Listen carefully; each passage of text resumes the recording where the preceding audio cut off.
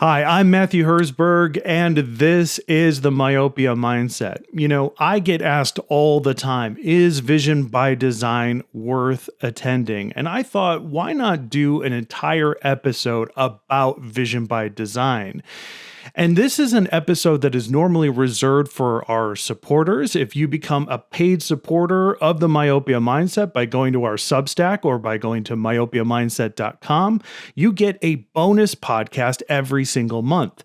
This month's episode was all about Vision by Design. We talked about it for 2 hours, and I thought, why not give a little bit of a preview to what the supporters are getting, behind the scenes. So is Vision by Design worth attending? It certainly is, and here's why.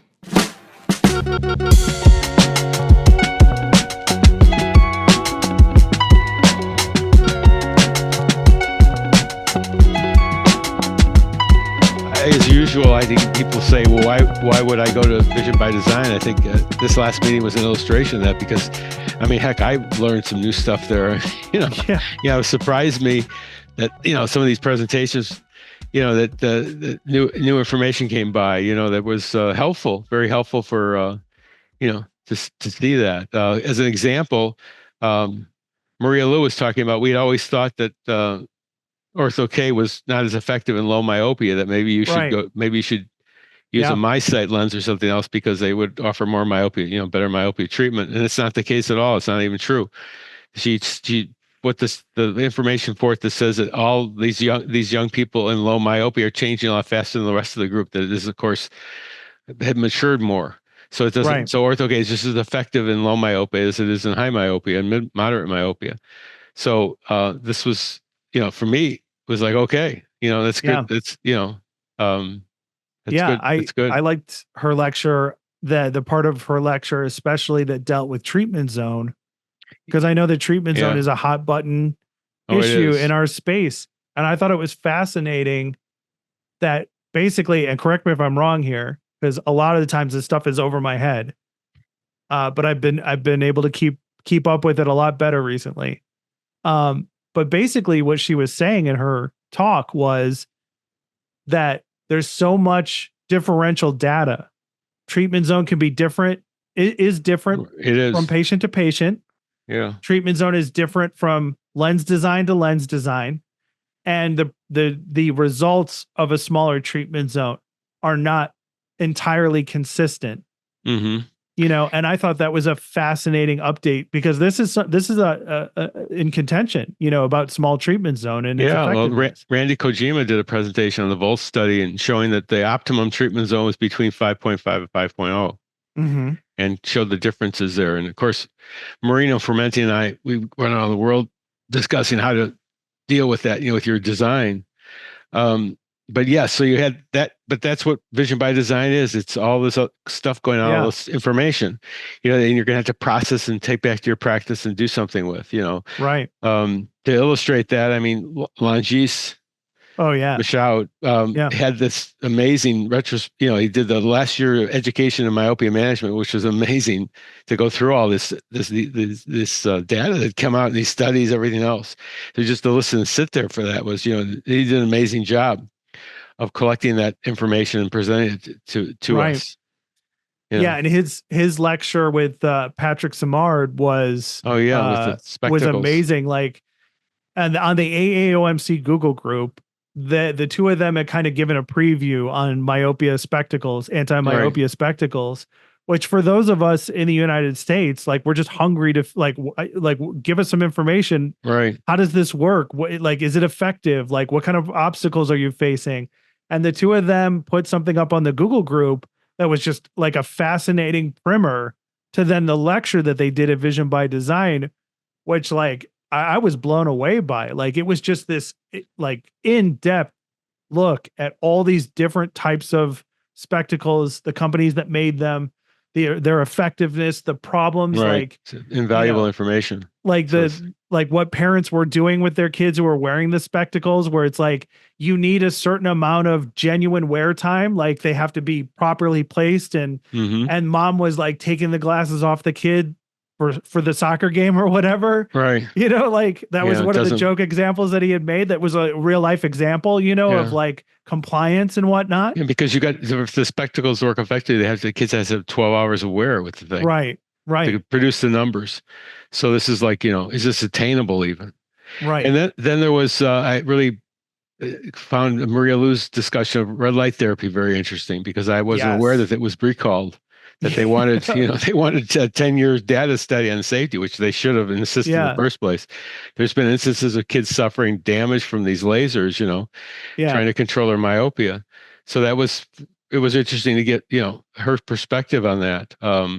Yeah. The issue was that the parents and the patient were not compliant in use.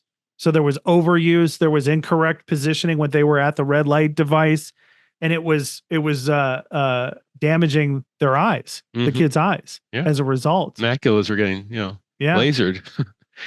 So don't look at the laser, right? So Terrible. yeah, I know. And so then, there's going to be issues with scotomas and damage with their eyesight for the lifetime, trying to control, So it was good to see that fact. I thought that a lot of Matthew Martin and Tomaszewski, did that presentation. They did the closing one, which Yeah. we talked about that, the fact that how much enthusiasm was in that room. This is the last lecture of the entire program, and there was Yeah. like people were just interactive and relating and laughing and contributing. It was an interactive presentation that the two of them did. So Yeah. it's and these are two all-stars from our academy here. For Um, sure. and more of that. It's just there's just Cheryl Yeah. Chapman did epidemiology and axial length presentations for the boot camp part of it. I thought she did an amazing job with that. I Yeah. was very impressed. Paul did his part also. Paul Levine, one of our presidents, made his contributions. He Right. does stellar with the myopia control designs. It was amazing to have the ophthalmologist Yes, speaking. Bartman, Dr. Yeah, Bartman. like Yeah. his first lecture, I was able to keep up with almost Okay. completely.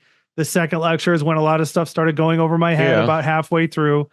But the first part where he was giving such credence to like not co-managing, but like working with a myopia management program and how Mhm. beneficial that was for the Right. laser surgeon to have kids doing Amen. myopia management, Amen on that which one. is something, which has been said over and over again. We just keep looking like, when is this ever going to happen? When are they going to catch on? Yeah. And to the other thing that was, and I got a chance to talk about this with the Bartels Award, but we think very similarly. LASIK surgeons and orthokeratologists think very similar, myopia management specialists, and because we re-engineer corneas.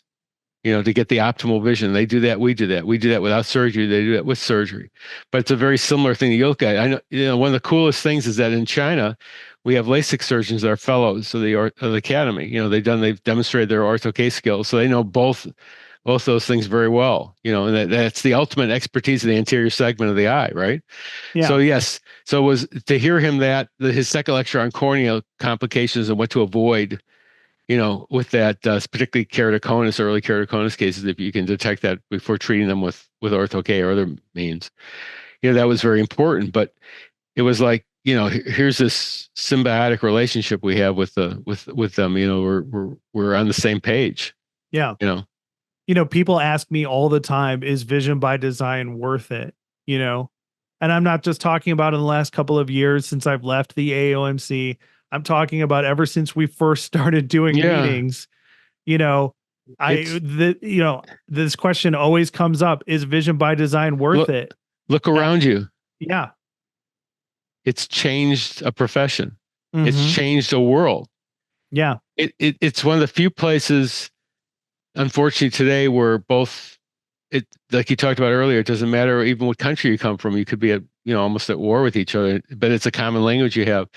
It's done that kind of fusion around the planet. You're talking that spirit, that movement has changed the planet. Now you have myopia management. We're having that full scale, right out there.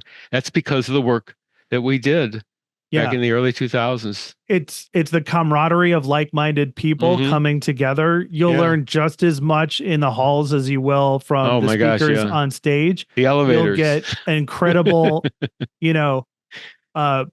cutting edge speakers and information, like really useful lectures and material, but you're also sitting shoulder to shoulder with people who are either almost at your level, or beyond your level. And the fun thing is everybody loves to talk.